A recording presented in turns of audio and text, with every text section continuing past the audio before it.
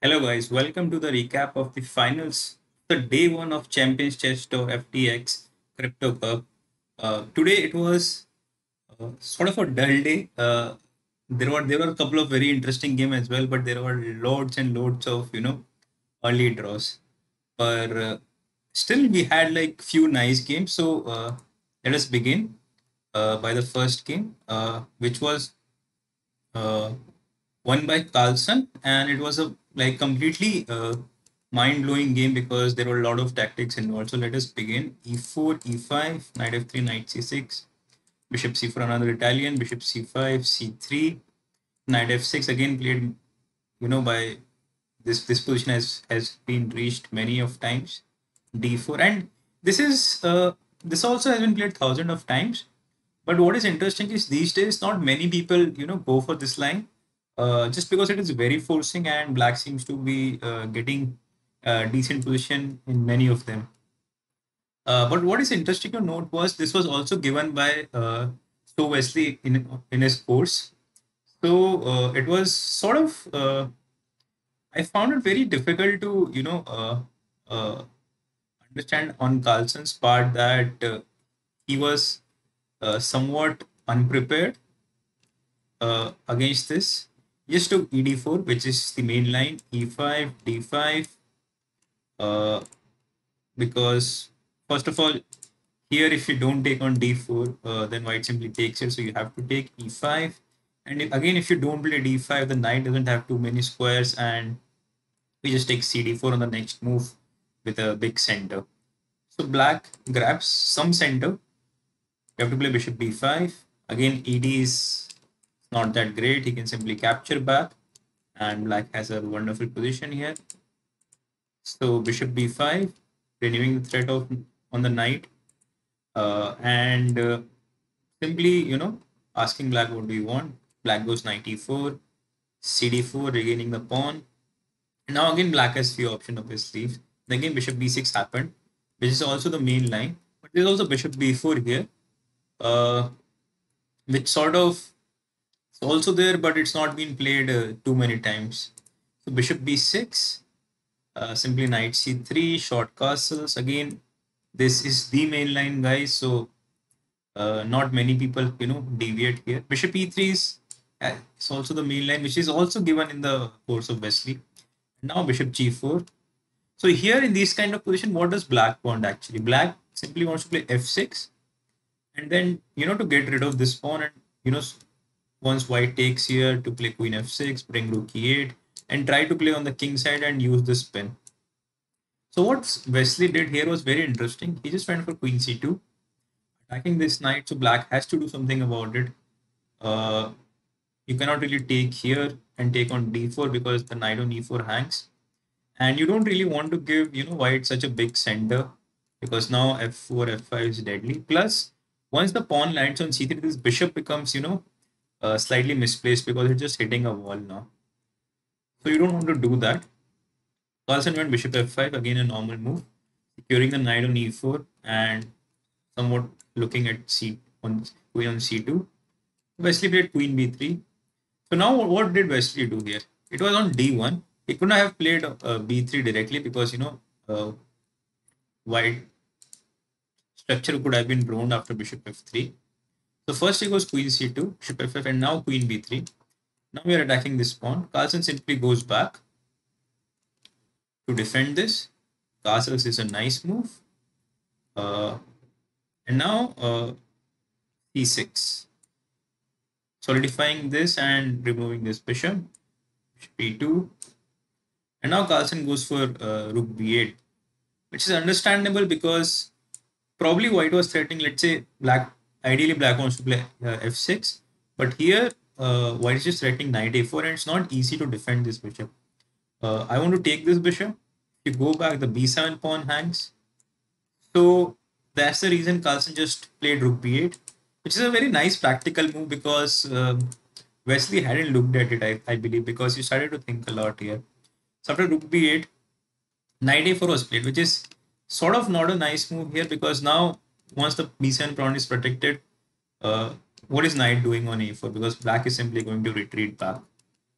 I think ideally white should have gone for knight h4, bishop e6 is forced, and now simply queen c2, with the idea that okay, forcing black to take. And whenever black takes, we take back with the pawn with the idea, f4, f5. This is just super. This strategically, this is what white wants, to make sure black captures on, and then we capture back with the pawn. So after queen c2, black goes for f6. This is what I was analyzing later with the game. And now ef6, you have to go take with the knight. And now simply bishop d3, eyeing this pawn. Although this is being defended by the knight right now. But anyway, eyeing the pawn and clearing the way for our knight to either go knight e2 g3 or knight e2 knight f4 and try to build up an attack over black's king, because all our pieces, this knight is here, this knight will come to either to g3 or to f4, the bishop is here, the queen is here.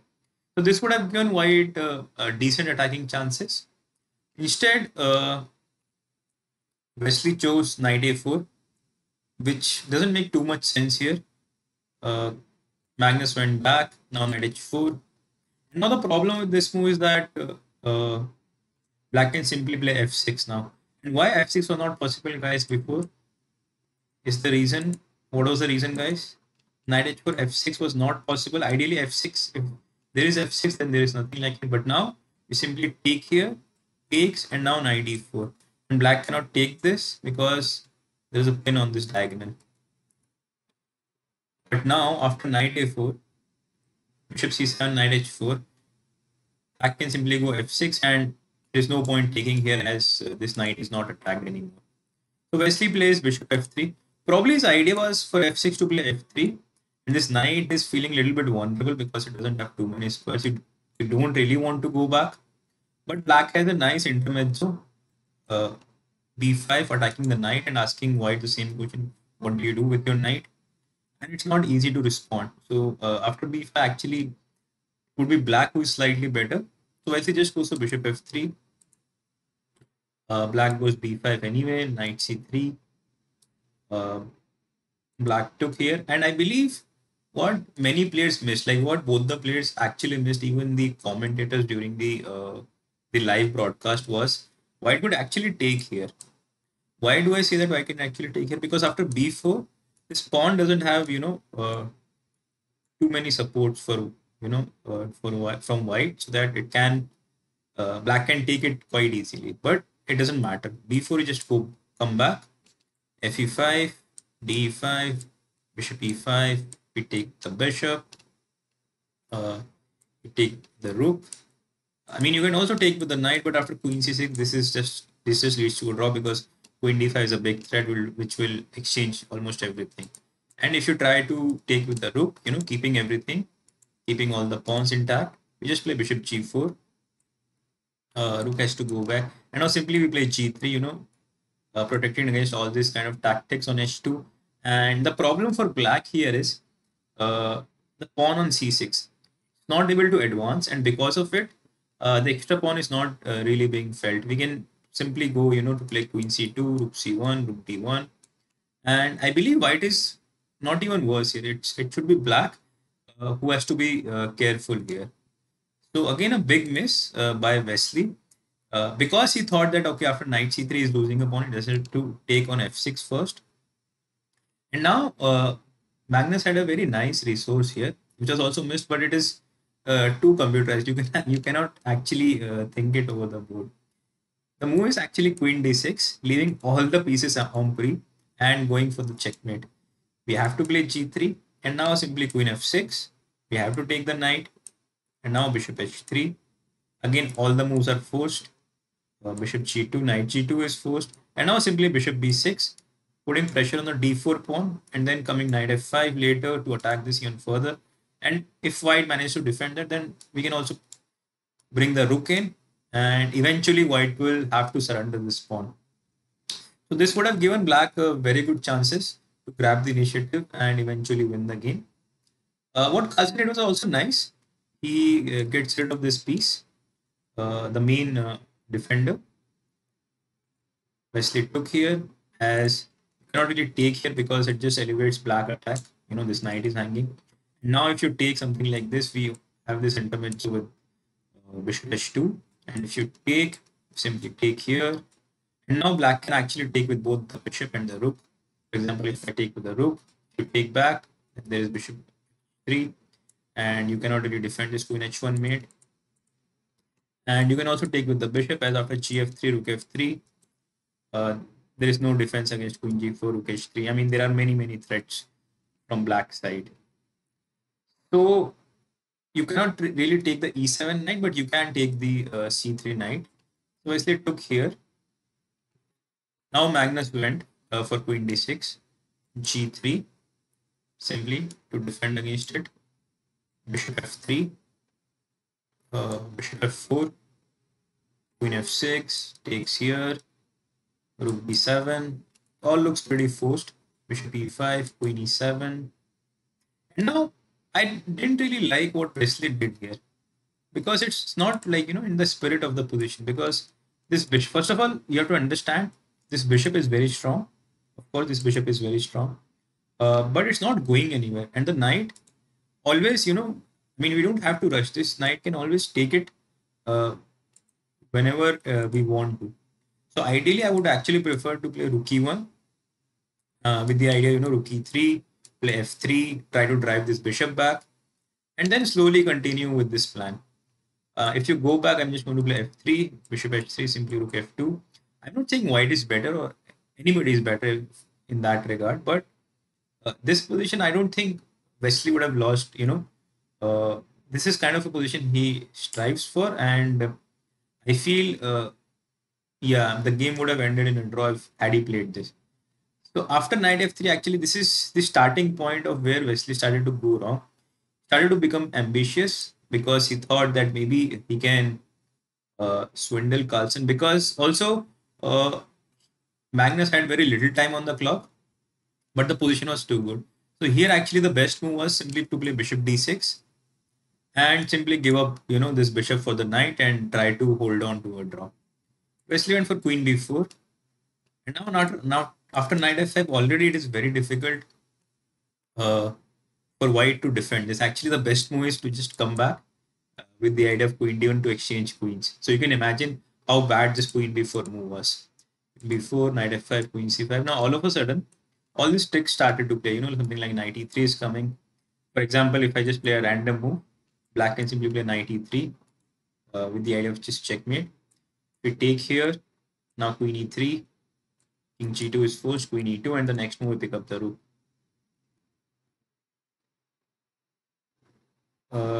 So after queen c5, rook f7, knight e3 is a big threat now. So rook e1 was played. I mean, it's almost forced because knight e cannot really stop knight e3 by any other way. And now Carlsen uses another piece, which is a pawn to, enhance his attack, which is h5. The idea is very simple, to play h4 and h3. And now Wesley played h3, but it doesn't really matter whatever he does, because the idea is very strong of h4 and h3. Here, h4 was possible, but again, all these sacrifices are in the air. For example, even queen g4, knight h4 looks very strong. For example, just queen g4, I don't know how to defend it. For example, if you go here, you're going to take here, if you take here, king g2, then I have rook f2. I mean, in any case, I have rook f2 and I have a big attack. So let's just check it again. Even if king g1, we have rook f2, and very soon black is going to checkmate white. So coming back, this position after h5, Wesley went for h3, but I think it's already too late. Black is going to win this. Black is going to checkmate white no matter what. So h4 happened, queen c6. I mean, what else? And now simply knight g3, using the fact that you cannot take now because there is a very cute looking mate. And now checkmate. So knight g3. Wesley took here, but doesn't really matter. Just hg3. So they tried to, change a pair of rook, but again, it doesn't matter. Just g2, attacking this rook and asking it to go from here, but then it leaves f2 really vulnerable, and Wesley just took here and he simply resigned because there is no defense against him. So overall, a very nice game by Carlson.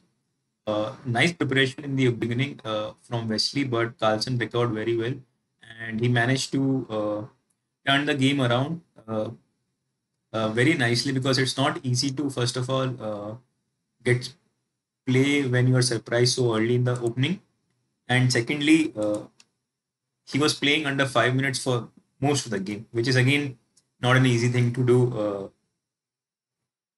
when you don't know what the position is. Now the second game, Magnus was white, and he had a quick draw with white pieces. Game number three, which was again the same line. So I don't have to explain the opening part this time. So let's quickly scroll through. Knight c3 castles, bishop e3, bishop g4, and now Wesley went for h3, which is more traditional, which has more games than queen c2. h3, bishop h5, and now rook c1. This is a very rare move. This is actually played against f6, because what does white want? f6. White wants to take here, and the idea is if you take this, I'm just going to play bishop c4 and win your queen. But what is the funny part? That after f6, f6 actually works, because after knight d5, I can simply give a check. You don't want to move the king because fe5, and then all these files are getting open. So d4 is a move. Knight b4, you must take, and now king f1. I have to protect against this check. So king h8, queen b3 anyway. I have to defend this with queen e7, and now bishop d3. It's not easy, to defend this piece, and ideally you don't want to play f5. You want to keep the structure fluid, where you can change it. So the best move here is fe5. Again, guys, it's all computerized, so don't try this at home, or actually only try this at home. Don't try, in your games. If you forget one move, it's going to be, curtains for you. After fe5, the move is bishop e4, e4, attacking both the bishops, bishop d4, and now you cannot really take this because queen b4 is hanging. So first we play c5, attacking both this bishop, and defending the bishop on b4. Bishop e5 is a nice move, covering this bishop, and now we simply play bishop f3, removing the defender of this bishop, and white simply takes this and plays gf3, and after all, this is just an equal game. So it's very interesting that rook c1 was played, and the main purpose of rook c1 was to stop f6, but after rook c1, f6 was possible anyway. Maybe Wesley thought, okay, this is a nice bluff, because it's not easy to first of all figure out all these lines in such a quick time. Plus, when your opponent plays so fast, in the beginning, like Wesley did, it is very easy to believe your opponent. That he is right. Maybe he must have checked it. So, and rook c1 is played against f6. So that's the first move your opponent is going to check. So for those reasons, I really liked it as for a practical purpose. Magnus went bishop a5, and after which white went castles, and already I think black is slightly worse because he cannot really play f6. Again, f6 is met by knight d5, so Magnus took here and played knight a5, because now if f6, I'm just going to ignore it. For example, I can simply play here, because this is just simply nothing. This knight doesn't have too many good squares. And if you play fe5, I'm simply going to take here, and now knight e5, and slowly I'm going to drive your pieces back, f3, g4, and my knight is very strong here. Plus, I have a majority on the king side where also I'm pushing. So overall, this is a clear advantage for white. So in that sense, bc3, f6 was not possible, so knight e5 was played, which makes sense, because now you want to play f6. G4 was played by Wesley, bishop g6 is forced, and now knight e1. And now I'm just going to throw my pawns, f3, f4, f5. using the fact that knight on e4 is still is a little bit vulnerable. Finally, Magnus went for f6, but I think it's too late. After f3, had a nice intermezzo with g6, but after bishop d3, the point is you cannot really play knight g3 because simply after rook f2, this knight again is feeling really vulnerable. Doesn't have too many squares, and after king h2 or king g2, or even after rook g2, the knight is going to get trapped. For example, after bishop d3, knight d3, yeah, this is just a bad position for black because this knight is never going to come back. So after bishop d3, Carlsen went for knight g5, and now a very interesting thing happened. Wesley took here, and he took here, and now you just see the position of these pawns. It looks very ugly, and it's not only ugly. The position itself is so bad that you cannot really do anything about it. So Wesley just went for queen d3, which is very natural, going for the pawn.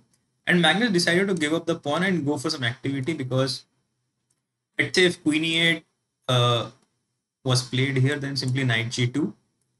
And after knight c4, simply f4, f5, or f4, fg5 is just too bad for black. Like for example, if you take here, I'm just going to take with the knight.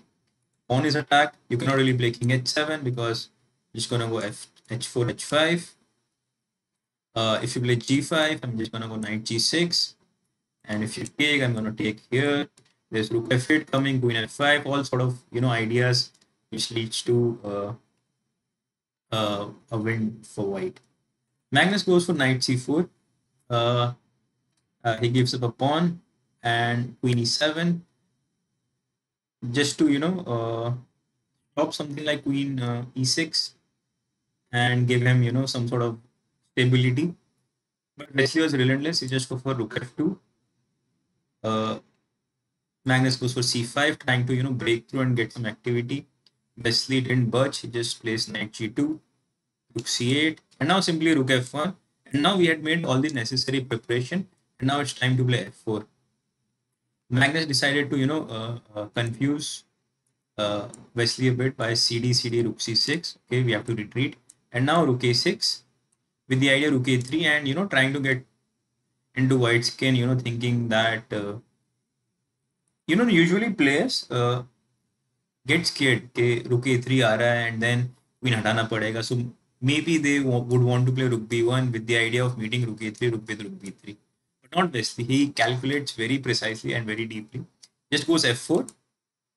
First of all, ये मारना तो बहुत ही खराब है क्योंकि night भी आ जाएगा and then knight g6 and everything is just lost. Magnus goes rook a3, queen g6 now, and now simply rook h3. And now rook h6 is threatened और फिर queen पीछे आना होगा.